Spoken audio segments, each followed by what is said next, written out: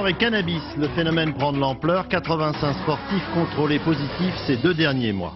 Mauvais temps sur la France, l'alerte est levée dans le sud, persistance du verglas dans l'est. Réforme de la sécurité sociale, le plan Juppé revu et corrigé aujourd'hui devant les députés. Une japonaise en prison pour avoir acheté puis pillé plusieurs châteaux du patrimoine français. Mode, défilé en direct sur notre plateau avec une commentatrice spécialisée, Inès de la Fressange, tout sur le métier de mannequin.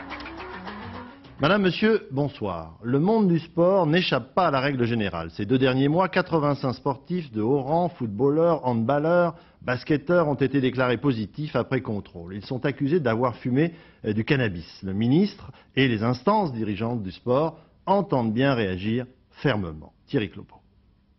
85 contrôles positifs au cannabis depuis le début de saison dans le sport français. Le football, le basket et le handball sont les sports collectifs les plus touchés par ce nouveau mal. Depuis les suspensions fermes des 5 footballeurs, dont le gardien de but international Fabien Barthez, les autres fédérations, sous la pression du ministère des Sports, souhaitent faire toute la lumière sur ces prises de cannabis en pleine expansion. Aujourd'hui, ce sont 4 basketteurs et 6 handballeurs de première division qui se sont fait prendre. L'international de Montpellier, ici en blanc, Marc Wilberger, le seul dont on connaît actuellement le nom, accuse le coup mais plaide coupable. Des regrets dans un sens oui, parce que je connaissais le règlement et je savais que c'était justement sur la liste des produits dopants. Les regrets à la limite, c'est qu'on nous ait pas prévenus et puis surtout on nous ait pas c'est pas cette année qu'on s'est mis à fumer du cannabis dans le sport français. Ça fait certainement des années qu'il y a une telle pratique. Seulement, ça n'a jamais été sanctionné. Devant la recrudescence de ces contrôles positifs, les fédérations garantes de l'éthique sportive, qui avaient peut-être un temps sous-estimé l'ampleur du phénomène, sont décidées aujourd'hui à taper vite et fort. Je pense que le ministre lui-même, un petit peu choqué par tout ce qui se passe dans tous les sports, va nous réunir aussi l'ensemble des sports pour que nous prenions des mesures décisives en ce qui concerne en tout cas ce fléau. Des sanctions pouvant aller de 2 mois à 3 ans de suspension ferme pour les sportifs et des pénalités pour les clubs. Et si ça doit recommencer après la prévention, ce sera beaucoup plus large. Aussi bien en durée, en argent et peut-être en possibilité d'enlever un point au club qui aura disputé une rencontre avec un joueur qui ne satisfait pas au contrôle. Au ministère des Sports, en tout cas, on ne badine pas avec le cannabis. Guy Dru a décidé de présenter le 30 janvier prochain des mesures préventives et répressives. La liste des noms des sportifs punis devrait être également divulguée à cette occasion. Officiellement, le cannabis fait partie de la liste des produits interdits pour les sportifs. Reste à savoir si ces sportifs le consomment pour leur plaisir ou encore pour améliorer leur performance. Laurent Frédéric Bollet. Au Comité international olympique, lutter contre le dopage est une priorité sans doute la principale. Le CIO a donc édicté une liste de 4000 produits interdits. Mais le cannabis, inscrit au tableau des stupéfiants en France depuis 1954, appartient à une catégorie précise. Pour le CIO, si c'est un produit interdit comme l'alcool, ça n'est pas un produit dopant. C'est vrai que c'est euphorisant, ça donne de l'euphorie, mais ça ne donne pas de précision, ça ne donne pas de concentration. Au contraire, l'esprit part de tous les côtés. Je vois très mal l'action dopante du cannabis. Les effets sont, il est vrai, contraires à une pratique sportive de haut niveau. Augmentation du temps de récupération et du rythme cardiaque, accélération de l'apparition de la fatigue. Problème, fumer un joint n'est pas un acte si rare que ça, c'est peut-être même une mode. Je crois que le problème, il est que ce cannabis, il peut être utilisé dans la vie courante. Donc je ne suis pas sûr que même le sportif fasse la part des choses entre ce qui pourrait être un bénéfice par rapport à son activité sportive et puis par rapport à sa vie de tous les jours. Fumer un joint apporte donc un effet d'euphorie pendant quelques heures seulement, sans dopage, mais reste visible dans les urines pendant 15 jours. D'où peut-être ces contrôles positifs à répétition qui peuvent sembler mineurs. Ce que je ne voudrais surtout pas, c'est qu'on confonde la lutte contre le dopage, qui me paraît quelque chose de fondamental pour le respect de l'éthique sportive, et la lutte contre la toxicomanie, qui est quelque chose d'encore plus important. Où se situe donc la frontière? Le sportif doit-il être exemplaire ou sincère? Quel est le prix d'une médaille ou d'un titre? Cette prise actuelle de cannabis repose toutes ces questions. En France, toutes les drogues dites douces ou dures sont interdites. Il n'en reste pas moins que dans notre société et dans tous les milieux, les personnalités qui avouent aujourd'hui avoir consommé du hashish ou du cannabis sont de plus en plus nombreuses. Une liste avec John-Paul Lepers. Hashish, cannabis, marijuana, un produit qu'on saisit aujourd'hui à la tonne. Une drogue interdite dont le trafic et quelquefois l'usage mènent tout droit en prison. Et pourtant un produit qu'on consomme la plupart du temps en cachette. Une fumée qui a inspiré les plus grands écrivains. Baudelaire, Apollinaire, Théophile Gautier ou André Malraux. Une plante qui a soigné pendant des années l'illustre reine Victoria, victime de règles douloureuses. Plus récemment, en 1980, c'est Yannick Noah qui lançait un pavé dans la mare. Dans un magazine de rock, il déclarait « Aimer vachement, fumer du hashish ». D'ailleurs, ils sont 3 dans le club. Vitas Gerulaitis et John McEnroe ont rejoint Yannick Noah. Le candidat Bill Clinton lui-même, lors de sa campagne, avoue avoir fumé une fois dans sa vie, mais, précise-t-il, il n'a pas avalé la fumée interdite. C'est également sur les campus américains, dans les années 60, que Brice Lalonde fera l'expérience de quelques joints. Enfin, l'année dernière, le candidat Jospin s'exprime en direct sur un plateau de télévision. Vous avez jamais fumé un joint ? Ça m'est arrivé, si, avec une étudiante américaine il y a très longtemps, il y a 25 ou 30 ans. Ça m'est arrivé ensuite une fois ou deux dans le midi de la France, toujours à la même époque. Vous avez eu l'impression... Honnêtement, ça m'a pas branché, pour tout dire. Une liste qui, précisons-le, est loin d'être exhaustive. Le mauvais temps sur la France. Dans le sud, l'alerte rouge est levée, le temps s'améliore, le vent se calme, on va y revenir dans un instant. En revanche, dans l'est, les routes secondaires sont dangereusement verglacées. Patrice Romden. Cela se passait comme ça aujourd'hui et cela se passera comme ça demain sur les routes du quart nord-est de la France. Sans cesse, des pluies verglaçantes arrosent la Lorraine, la Meuse, la région Champagne-Ardenne. Conséquence, jusqu'à 10 mm de verglas sur le bitume. Les engins de salage partent au plus pressé, mais souvent, le gel reprend avant que le sel n'agisse. En fait, la seule méthode efficace, c'est de couper le contact et de rester au chaud. C'est plus possible d'avancer, vous voyez, la route est complètement verglacée, et donc c'est pas la peine de risquer d'aller se mettre au fossé pour passer. Ceux qui tentent de passer en sont pour leurs frais, beaucoup de tôles froissées aujourd'hui. Quant à l'accident le plus grave, il s'est produit en Lorraine. De cette carcasse, les gendarmes ont extrait 3 personnes gravement blessées. C'est finalement donc dans les départements de la Lozère, du Tarn, de l'Aveyron que les événements ont été les plus graves, les régions les plus touchées par de fortes pluies. Mais là également, la tendance est à la décrue. Reportage à Millau, dans les Cévennes, où le Tarn est sorti de son lit. Christophe Tortora, Christophe Larocca. À Millau, le Tarn a noyé ses berges. Il était ce soir à 3 mètres au-dessus de sa cote d'alerte. Au confluent de la Dourbie, les campings de la ville sont sous les eaux. Plusieurs routes secondaires ont été coupées. Les commerçants ont encore en mémoire les grandes crues de novembre 94. Les plus menacés ont pris leurs précautions. On débarrasse. On vide le local pour essayer de ne pas avoir de choses abîmées, des choses... voilà. Ici, c'est un garage que l'on protège. Toutes les voitures doivent partir, les autres sont mises hors de portée des eaux. Tous les véhicules sont à l'abri actuellement. Il n'y a plus de risque pour la journée. On va attendre patiemment jusqu'à 18 h pour voir les dernières informations. Les dernières informations, elles sont optimistes pour l'Aveyron. Les pluies se sont arrêtées sur les hauteurs des Cévennes. La première station de mesure qui est en Lozère est à la décrue. Et il y a 10 heures de battement entre cette station-là et Millau. Donc la tendance est à la décrue un peu générale. Les cours d'eau vont cependant continuer à se déverser. Ce soir, l'alerte s'est déplacée dans le Tarn. En direct de Marseille, le chef d'état-major de la sécurité civile pour le sud-est de la France. Mon colonel, bonsoir. Alors c'est donc provisoirement la fin de l'alerte rouge pour vous? C'est provisoirement la fin de l'alerte rouge en ce qui concerne tous ces problèmes d'inondation. 2 secteurs restent préoccupants. L'un dans les environs de Béziers, le second dans le secteur d'Alès. Toutefois, la situation à la décrue va s'amorcer dans la nuit et on peut espérer une stabilisation de la situation pour demain et une amélioration par la suite. Bien, encore des précautions à prendre malgré tout? Oui, il faut rester malgré tout vigilant car certes une amélioration est prévue pour demain, mais des précipitations certes de moindre importance vont continuer dans les jours à venir et liées à des sols qui sont actuellement fortement détrempés. On peut s'attendre dans certains cas et dans certaines zones particulières à des difficultés. Merci beaucoup.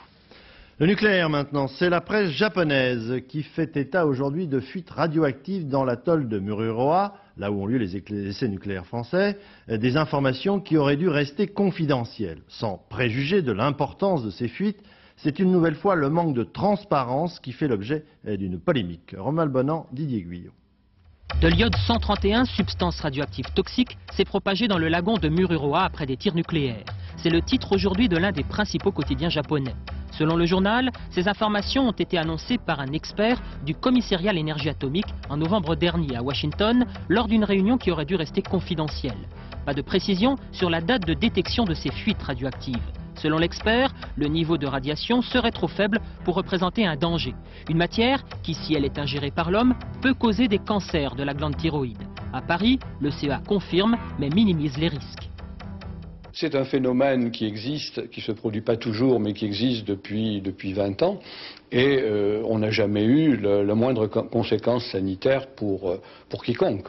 Explication technique, 24 heures après chaque tir, un forage est réalisé au cœur même du point zéro de l'explosion afin de prélever des laves radioactives. C'est à cet instant que des centaines de litres d'eau contaminée peuvent se mélanger aux eaux du lagon.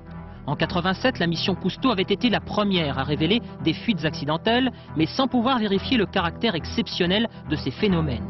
Aujourd'hui, des laboratoires indépendants critiquent l'absence de transparence des autorités. Je pense que l'information, on l'aura petit à petit, mais malheureusement, il sera trop tard. Parce que quand vous avez des déchets qui sont stockés à ces profondeurs, effectivement, il est hors de question de pouvoir réintervenir. C'est ça le drame. Le gouvernement français a affirmé que les 5 derniers essais n'étaient pas en cause, mais le Japon a demandé à la France de lui fournir rapidement des éclaircissements. Oui, ce soir, les parlementaires français indiquent qu'ils n'ont pas l'intention de mettre sur pied une commission d'enquête sur ce problème. Hier, nous vous parlions de ce contrat de retraitement de 12 tonnes de plutonium en provenance de centrales nucléaires allemandes qui seront recyclées dans l'usine EDF de Cadarache, dans les Bouches-du-Rhône.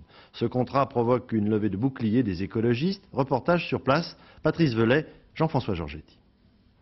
Au printemps prochain, le plutonium allemand franchira ses grilles pour la première fois. 1,5 tonne par an pendant plusieurs années, selon la COGEMA. Après un recyclage maison, il deviendra du MOX, nouveau combustible nucléaire. Cadarache travaille sur cette filière depuis longtemps. Les Allemands ne sont ici que de nouveaux clients. Quand on parle de poubelles, on pense généralement décharge. Or là, en l'occurrence, c'est pas du tout ça, parce que le plutonium qui arrive, on fabrique avec ce plutonium de nouveaux combustibles, et ces combustibles, on les renvoie vers les clients, on les renvoie en Allemagne. Vous ne conservez rien sur le site? Nous ne conservons rien sur le site. Le village voisin, Saint-Paul-les-Durances, le nucléaire, tous ici en vivent ou vivent avec. Ces nouveaux contrats allemands ont réveillé le débat. Très bon pour l'emploi, parce que de toute façon, l'argent que va gagner Cogema à Cadarache, si c'est pas Cadarache qui le prend, ça va être les Belges ou les Anglais. Je suis quand même européen, mais je préfère que ce soit nous qui ayons le pognon que les autres, voilà. Pourquoi ils refusent chez eux? D'après ce que j'ai entendu à la télé, les Allemands ils se réunissent tous contre ça. Alors pourquoi ils viennent ici? Ils n'ont qu'à rester chez eux. On ne va pas les ennuyer, nous. Hein? Un collectif s'est organisé au village, Stop MOX, 150 militants contre le recyclage du plutonium français et surtout du plutonium allemand. Comment se fait-il que la France court-circuite ainsi la volonté du peuple allemand de ne pas retraiter et de ne pas fabriquer le MOX? C'est quand même étonnant le jour où nous voulons une Europe unie. Et voilà que l'Europe est séparée par le nucléaire. Le plutonium français sera très bientôt recyclé dans une usine toute neuve à Marcoule. Son coût, 4 milliards de francs. EDF et les centrales nucléaires françaises seront ses principaux clients. Les députés examinaient aujourd'hui la réforme de la Constitution nécessaire pour permettre aux parlementaires de contrôler la sécurité sociale. À cette occasion, on s'est aperçu qu'un certain nombre de dispositions du plan Juppé avaient disparu ou étaient encore retardées. Pascal Golomer. La parole est à Monsieur le Premier ministre. 2 mois après avoir présenté son plan Sécu aux parlementaires, Alain Juppé se veut aujourd'hui plutôt rassurant quant à l'état d'avancement des travaux. Cette réforme se met en place conformément aux objectifs et selon le calendrier qui avait été prévu. Pourtant, le plan a quelque peu changé de visage depuis son lancement. Il a fallu d'abord ajourner la réforme des régimes spéciaux de retraite qui avait déclenché les grèves du mois dernier. Côté recettes, les médecins devaient donner 1 franc par feuille de soins, annulée. L'augmentation de leur charge sociale devait profiter à la caisse maladie. Elle ira en fait à un fonds de modernisation de la médecine libérale. Au total, la Sécu perd 1,5 milliard de francs de recettes. Quant aux allocations familiales, elles devaient être soumises à l'impôt. C'est reporté au même titre que la réforme fiscale. Et ce sont 8 milliards de francs de recettes en moins. Recul également côté dépenses, la prestation autonomie devait permettre à des centaines de milliers de personnes âgées d'avoir une aide à domicile. Trop cher, 20 milliards de francs, c'est reporté à 1997. Cela ne suffira sans doute pas pour atteindre l'objectif que s'était fixé Alain Juppé en novembre, un déficit de 17 milliards de francs fin 1996. Certains avancent déjà le chiffre de 30 milliards. Reste le rôle du Parlement, et là c'est plus compliqué. Alain Juppé avait promis aux parlementaires qu'il pourrait contrôler le budget de la Sécu. Il y a quelques jours, le gouvernement ramenait ce contrôle au seul volet dépenses. Et ce matin, ultime rebondissement, les députés obtiennent le droit de discuter aussi des recettes. Cela s'appelle un compromis. Parmi les choses qui restent tout de même, les ordonnances sur le RDS sera examiné demain en Conseil des ministres, le remboursement de la dette de la sécurité sociale, et puis des dispositions d'urgence, par exemple, pour que les laboratoires pharmaceutiques contribuent au renflouement de la sécurité sociale. Cet après-midi, un certain nombre de députés de l'opposition et même de la majorité estimaient que cette réforme de la Constitution était un peu floue, notamment parce que la réforme du fonctionnement de la sécurité sociale ne donnait pas au Parlement un contrôle total, on vous l'a dit, sur le budget de la sécurité sociale. Roland Sicard, Dominique Bonnet. À quelques signes qui ne trompent pas, l'évidence s'imposait, l'atmosphère serait électrique. C'est que les députés de la majorité ne voulaient pas en démordre. En matière de sécurité sociale, s'occuper seulement des dépenses ne leur suffisait pas. Ils voulaient aussi pouvoir contrôler les recettes. Alors, ce matin, au dernier moment, Alain Juppé a dû négocier. Résultat, le Parlement pourra bien examiner les recettes sans pour autant en décider. Au RPR, la concession suffit. La crise a été évitée de justesse. Sans doute faut-il regretter que la concertation, qui a été beaucoup plus facile qu'on ne croit, n'ait pas eu lieu plus tôt.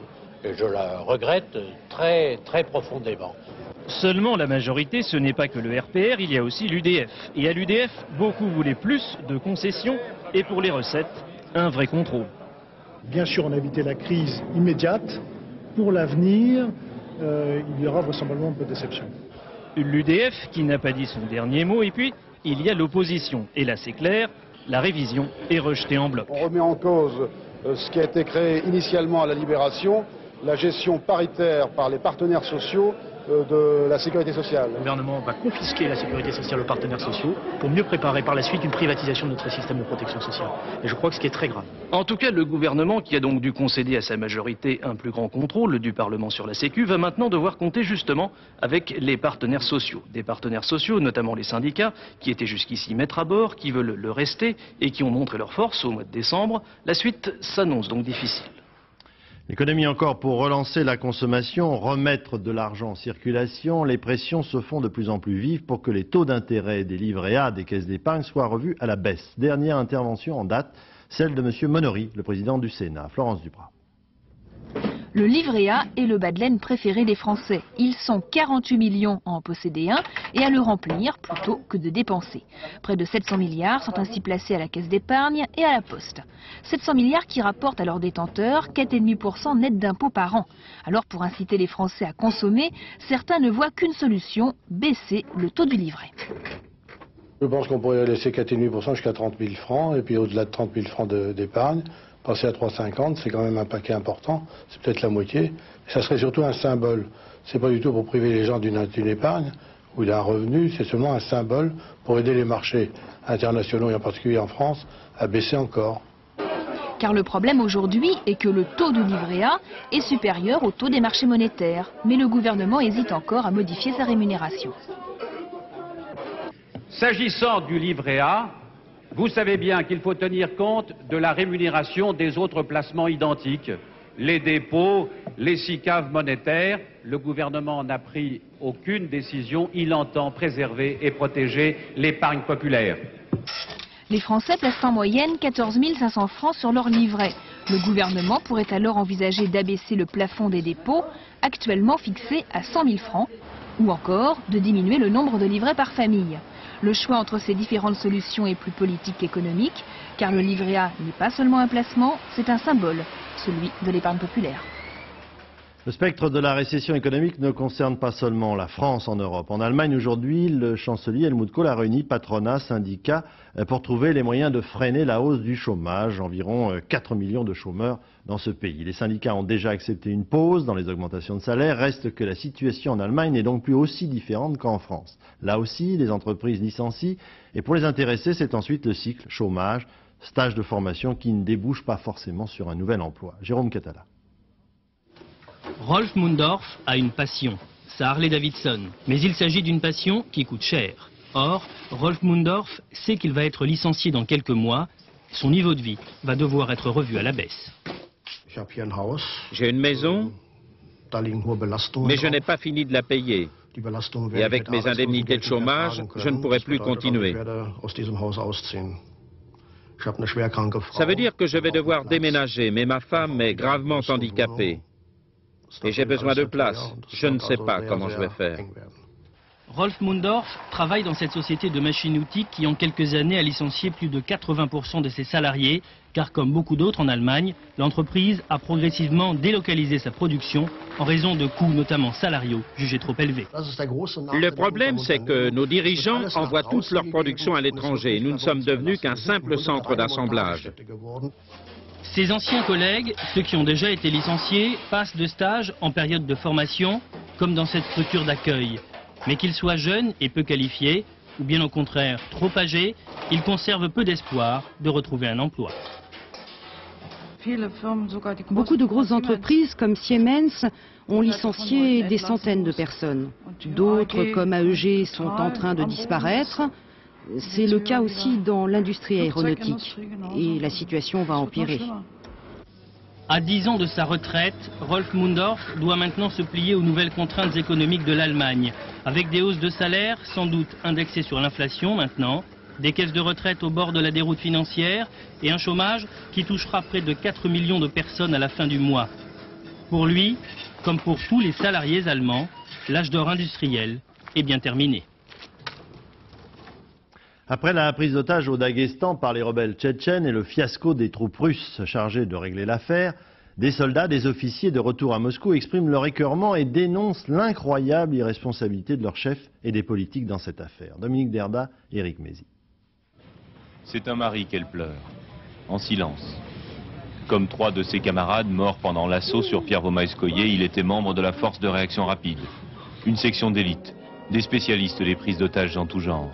C'est pour ça qu'on les a envoyés là-bas, au Daghestan, pour libérer les otages. C'est du moins ce qu'ils croyaient.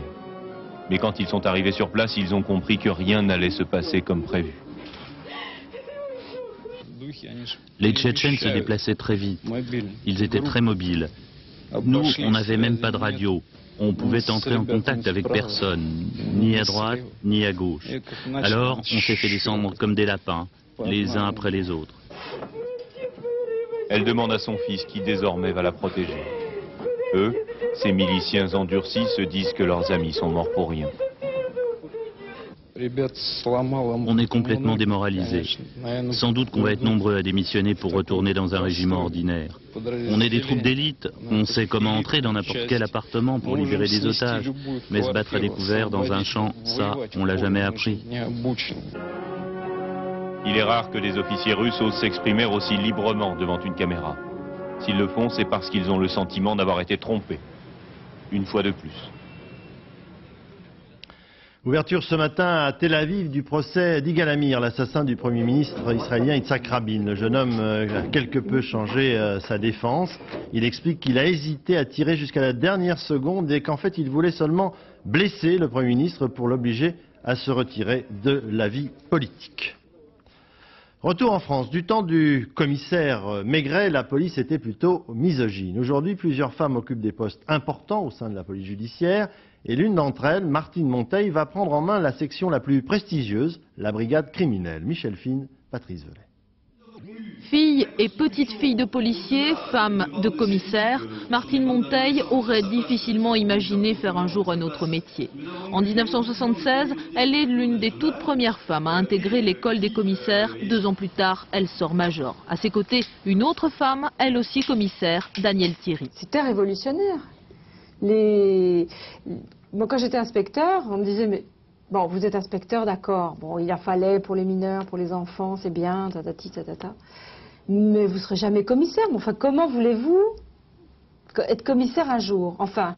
Si Martine Monteil est aujourd'hui l'un des plus célèbres patrons du Quai des Orfèvres, c'est un peu grâce à lui. Marcel Morin l'embauche au début des années 80 à la brigade des stupes, précisément parce qu'elle est à la fois femme et policier.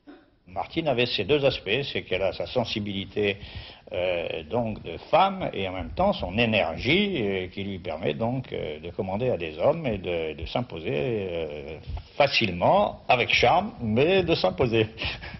Bosseuse et disponible, selon ses propres termes, Martine Monteil fait vite carrière. Après les stupes, elle dirige la Mondaine, puis la brigade de répression du banditisme. Aujourd'hui, à 46 ans, elle devient la première femme patron de la brigade la plus mythique du quai des Orfèvres, la Crime.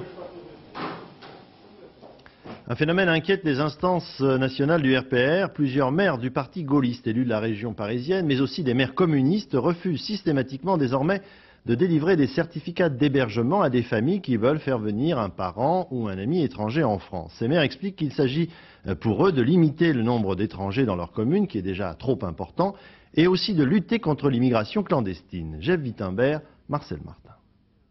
Toutes les démarches se sont heurtées à un mur. La même requête depuis des années, ce Français d'origine algérienne veut faire venir sa fiancée restée en Algérie pour un séjour de 3 mois. Il a besoin d'un certificat d'hébergement délivré par le maire, mais dans cette commune-là, ce type de demande n'est même pas examiné. J'ai un salaire, j'ai un travail, je suis de nationalité française par filiation, parce que mon père il est français, il a fait la guerre d'Indochine et tout, et on me refuse ce papier sans raison. Or, selon la loi, la seule raison qui peut motiver un refus est la taille du logement qui doit accueillir la personne hébergée. 24 mètres carrés pour 2 personnes. Mais aujourd'hui, de plus en plus d'élus contournent la loi. Des cas, cette association en reçoit par dizaines, des communes d'Île-de-France, qui imposent des critères toujours plus draconiens. On multiplie les conditions, chaque ville a sa politique de l'immigration, de délivrance des certificats d'hébergement et l'État ne contrôle pas ces politiques locales. Par exemple, des justificatifs en termes d'ancienneté du séjour, des justificatifs en termes de ressources qui sont exigibles uniquement pour le regroupement familial, mais certainement pas pour l'obtention d'un simple certificat d'hébergement. Pour ce maire-là, le problème est réglé. Justificatif ou pas, les demandes sont refoulées a priori. Cet élu RPR, mais des maires communistes adoptent aujourd'hui la même politique, estiment qu'ils luttent ainsi contre l'immigration clandestine. À partir du moment où il n'y a pas de contrôle d'entrée sur le territoire de la commune et de contrôle de sortie du territoire de la commune, il est fort facile de devenir un immigré clandestin et c'est ce qui se passe aujourd'hui. Ça ne me dérange absolument pas d'être hors la loi, puisque je pense que c'est pour le bien du pays. Bref, c'est la loi qui devrait s'adapter. Le RPR va d'ailleurs lancer une campagne en ce sens, peut-être le prélude à une réforme encore plus restrictive pour les étrangers qui veulent venir en France. À 48 heures de la prochaine réunion du conseil d'administration de l'ARC, l'association de recherche sur le cancer, une nouvelle passe d'armes très dure entre le président démissionnaire, Jacques Rosemary, qui accuse l'un de ses administrateurs, le professeur Schwarzenberg, d'avoir encaissé un chèque d'1 million de francs à son profit.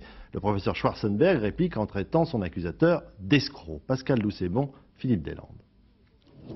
C'est une façon plutôt offensive de préparer le conseil d'administration de jeudi. Le président Rosemary, démissionnaire, a décidé que le temps du grand déballage était arrivé. Première cible, Léon Schwarzenberg, administrateur de l'ARC et membre du groupe de travail chargé de clarifier la situation de l'association. Monsieur Schwarzenberg, il y a 10 jours, me remettait pas à moi, mais à mon service comptable, un chèque de 1 million de francs tiré sur une banque suisse pour alimenter son compte. Il a un compte à l'ARC. Et qu'est-ce qu'il fait de cet argent? Et il en use comme il veut. Ce chèque, le voici, 239 000 francs suisses, soit 1 million de francs français. Léon Schwarzenberg, qui ne souhaite pas s'exprimer publiquement avant jeudi, a accepté de nous le montrer. Il est libellé à son nom et endossé par Jacques Rosemary. Léon Schwarzenberg l'avait donc effectivement versé à l'ARC sur le compte dont il dispose, mais avait dû le reprendre. La banque de l'ARC avait refusé de l'encaisser. On était alors en pleine tempête médiatique sur les comptes de l'association. Cette attaque de Jacques Rosemary met l'accent sur l'existence des comptes personnels attribués par l'ARC à certains chercheurs, dont Léon Schwarzenberg, et utilisés à leur gré pour leurs recherches ou celles d'équipes choisies par eux. Ce n'est pas une révélation, l'IGAS puis la Cour des comptes ont déjà critiqué le manque de contrôle dans ce domaine. La guerre au sein du conseil d'administration de l'ARC se déroule désormais sur la place publique. La réunion de jeudi devrait tourner à l'affrontement. J'ajoute que le magazine Le Nouvel Observateur croit pouvoir affirmer que M. Jacques Rosemary a réalisé d'importantes plus-values immobilières lors de cessions successives de 2 villas qu'il avait achetées en Provence. La polémique sur le grand secret, le livre du docteur Gubler, médecin du président Mitterrand, se déplace sur le plan de la liberté d'expression et du droit à l'information. Par ailleurs, il se pourrait que dès ce soir, le livre interdit soit disponible sur Internet, le réseau informatique mondial. Philippe Boisserie, Valérie Hermite. La famille Mitterrand ne voulait pas voir publier le grand secret. D'autres s'opposent à ce grand silence. Le webcafé de Besançon n'y va pas par 4 chemins. Ce soir, à minuit, le livre sera lancé sur Internet. Et les internautes du monde entier pourront goûter à l'interdit. L'éditeur Plon pourrait se sentir vengé, mais surtout piraté. Il reste mitigé. Les gens sont choqués par cette décision arbitraire. Donc ils essayent de faire des provocations et de montrer qu'on est encore libre dans ce pays. Donc ce sont des réactions qui peuvent tout à fait se comprendre, mais en ce qui nous concerne, moi, à titre du président directeur général de Plon, j'observe la loi, je m'y conforme. Pour contrefaçon, le webcafé risque gros. Sinon, pour la diffusion sur Internet, on nage en plein vide juridique. Il n'y a pas de code de la route pour Internet. Jamais la justice française ne s'est prononcée sur ces autoroutes de l'information. Aujourd'hui, où les réseaux de diffusion se multiplient, il est difficile d'interdire. D'ailleurs, certains commencent à dénoncer cette interdiction du livre du docteur Gubler. Nous élevons contre une interdiction qui ressemble étrangement à une censure. Nous ne pourrons pas le tolérer. J'ajouterai à titre personnel que je suis plus scandalisé par l'interdiction elle-même que par la rédaction de ce livre, mais rédaction qui est tout de même tout à fait contestable elle aussi. Le syndicat national de l'édition s'est aussi ému de la décision de justice. Ce soir, à minuit, il risque d'y avoir du monde sur Internet. Et un sondage intéressant de l'IFOP pour le compte de l'Express et d'Europe 1. Un Français sur 2 estime que M. Mitterrand avait eu raison de taire sa maladie, son cancer. On n'a toujours pas trouvé d'explication à la série d'incendies qui frappent depuis une quinzaine de jours maintenant la petite ville de Moirans en montagne dans le Jura. Le dernier incendie en date avait fait 2 morts le week-end dernier. Une cellule de crise a été constituée à Moirans et les scientifiques se penchent sur ce phénomène très étrange. Benoît Gadret, Thierry Monnier. Le village de Moirans est à coup sûr le plus surveillé de France. Saisi par les autorités judiciaires, des scientifiques accourent de tout le pays pour tenter de percer le mystère. Trouver l'origine des 14 incendies qui se sont déclarés dans ce lotissement. Expliquer comment une poignée de tiroirs ou des supports métalliques de penderie peuvent atteindre en quelques minutes une température de 1300 degrés et s'enflammer. Alors on envisage toutes les hypothèses. Celle tout d'abord du réseau souterrain d'EDF. Mais les instruments de contrôle branchés sur la ligne haute tension voisine n'enregistrent rien d'anormal. Autre piste, celle des hautes fréquences émises par un générateur défectueux d'une entreprise locale. Avec leur matériel sophistiqué, les experts du service des radiocommunications ont balayé le ciel jurassien en vain. Les scientifiques en perdent donc leur latin et les habitants sont de plus en plus perplexes. Quand on envoie des gens dans la Lune et qu'on n'arrive pas à résoudre des problèmes sur Terre, ça devient inquiétant. Puis vous savez, c'est ce que je dis, nous à l'école, on apprenait, il y avait beaucoup de volcans dans le Puy-de-Dôme. Hein? Mais on n'est pas dans le Puy-de-Dôme. On n'est pas dans le Puy-de-Dôme, mais vous savez, que c'est étonnant ce qui se passe dans sous terre. À défaut d'explication rationnelle, le mystère de Moirans suscite des vocations et la mairie croule sous les propositions. On est sollicité par des tas de marabouts, mages, sorciers, radiesthésistes, etc., qui nous proposent tous des solutions différentes. Mais à Moirans, capitale du jouet, si l'on croit au Père Noël, on se méfie du surnaturel. La fille d'un milliardaire de l'immobilier japonais est en prison en France. Cette jeune femme achetait systématiquement un certain nombre de châteaux classés, 8 au total, et dispersait ensuite le mobilier lorsqu'il y en avait et surtout ne procédait à aucune restauration de ces châteaux. Valérie Astruc, Didier Rancoeur. C'était la fierté de Sully au XVIIe siècle, le château de Rosny-sur-Seine. Mais de cette splendeur d'antan, il ne reste plus que des murs désolés. Le propriétaire, une société japonaise, a laissé aux ronces le soin de garder le château. Pire encore, tout le mobilier a disparu, et ceci dans la plus parfaite légalité. L'intérieur est pratiquement vide. Il nous reste quelques glaces, quelques cheminées qu'on ne pouvait pas emmener. Qu'est-ce qui était devenu du mobilier? Alors le mobilier, heureusement, était classé, ce qui fait qu'il a été vendu, mais vendu en France. Le classement des meubles, c'est la seule chose qu'a obtenue la mairie pour que les trésors du château n'aillent pas à l'étranger. Mais le mal est fait. Ces tapisseries très précieuses ont été vendues aux enchères. Elles ont quitté le château. Même cas de figure à Louvciennes, dans l'ancienne demeure de Madame Dubarry. Là encore, la société japonaise a sévi. Tout a été vendu en pièces détachées. Le mobilier était estimé à 15 millions de francs. On peut apercevoir, ça c'est pas très facile, des moulures qui ont toutes été arrachées. On voit quelques croquis, alors je sais pas si vous voyez très bien, mais comme ça on se rend bien compte. Ici, c'était toutes des boiseries, avant, initialement. Donc, sans parler de la cheminée, évidemment, et tout le reste, c'était des boiseries partout. Tout a été complètement arraché. 8 châteaux en France ont subi le même sort. La société japonaise les avait acquis uniquement pour en revendre le contenu. Personne, hélas, ne peut aller contre cette pratique, mais la justice a quand même décidé de s'en mêler. La filiale française de la société vient d'être mise en examen pour abus de confiance envers son siège de Tokyo. La mode maintenant, suite des défilés. Ce soir, Chanel, la mode été 96. Nicole Cornu-Langlois, Bruno Giraudot. Retour aux sources, loin du spectaculaire podium contemporain, Lagerfeld redevient plus Chanel que Chanel, en présentant avec une sorte d'intimité dans des salons. On côtoie les mannequins, on peut presque toucher les tailleurs légendaires, 4 poches, revers gancés, carrure étroite, allure stricte.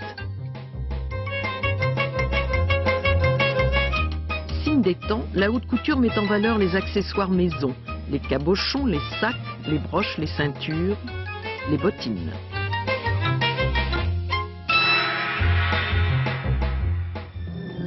Plus de provocation, de l'institution. Le soir retrouve le noir et le blanc, la dentelle et le tulle, la légèreté, la transparence. Mais qu'aurait pensé Coco d'une mariée en bottes et robe manteau? Ça c'est Chanel 96. La mode en direct maintenant avec une commentatrice spécialisée, Inès de la Fressange. Bonsoir. Bonsoir. Il y a peu de temps encore, vous étiez le mannequin vedette de Chanel. Comment avez-vous trouvé le défilé?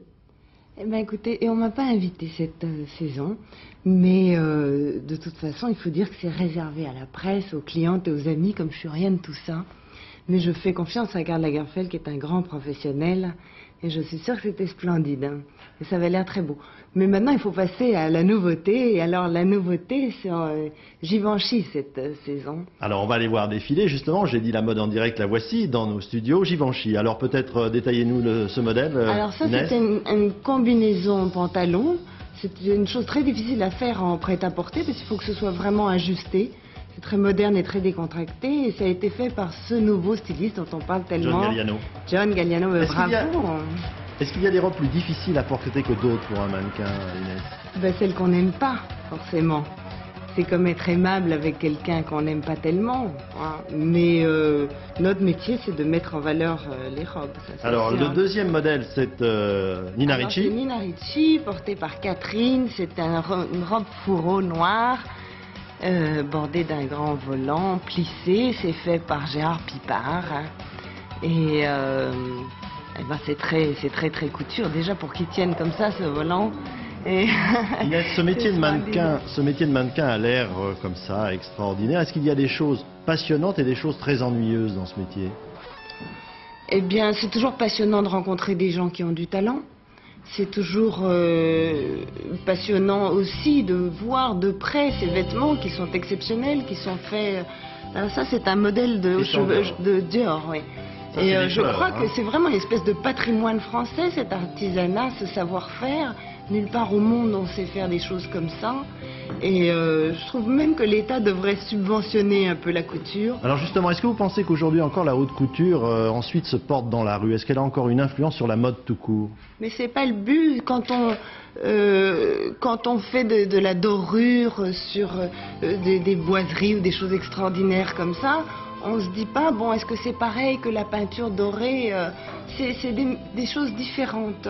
Le but, c'est pas que ce soit porté, c'est de continuer à faire cet artisanat extraordinaire. Ça, c'est la robe de Christian Lacroix. Ça, c'est une avant-première parce que Christian Lacroix, il a été très gentil. Il nous a confié un ensemble qui défilera jeudi matin. Ben voilà, c'est un scoop. Hein. Personne ne l'a vu, on est les premiers à l'avoir. Modèle rayure, dentelle, sur un corset qui pince la taille. Et alors, ben voilà, vous avez tout dit, c'est vraiment splendide. Et alors là, on est entouré de de 3 puis de 4 mannequins. Inès de la Fréchance, comment devient-on mannequin?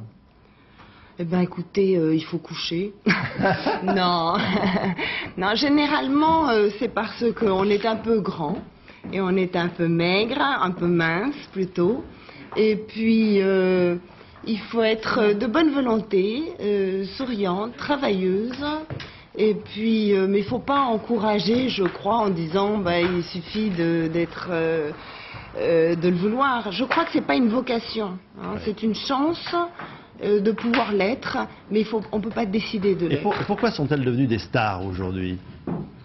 Eh bien, écoutez, parce que tout d'un coup, je crois qu'il y a un retour à la frivolité. On accepte la frivolité, c'est pas si dramatique. Et puis la beauté, ça a toujours fasciné. Et moi, je trouve que c'est plutôt plus agréable de voir ces jolies copines, filles, dans les journaux, plutôt que, par exemple, un président mort avec une photo volée comme ça. Ça, c'est un autre problème.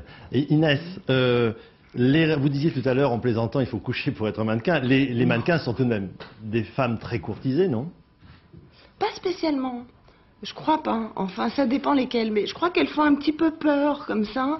Elles sont un peu certaines, irréelles, et parfois elles peuvent paraître froides, un petit peu comme ça. Ça fait peur aux mecs un peu, je crois. Dernière chose, vous êtes maintenant de l'autre côté de la barrière, vous avez votre marque, Inès de la Fressange.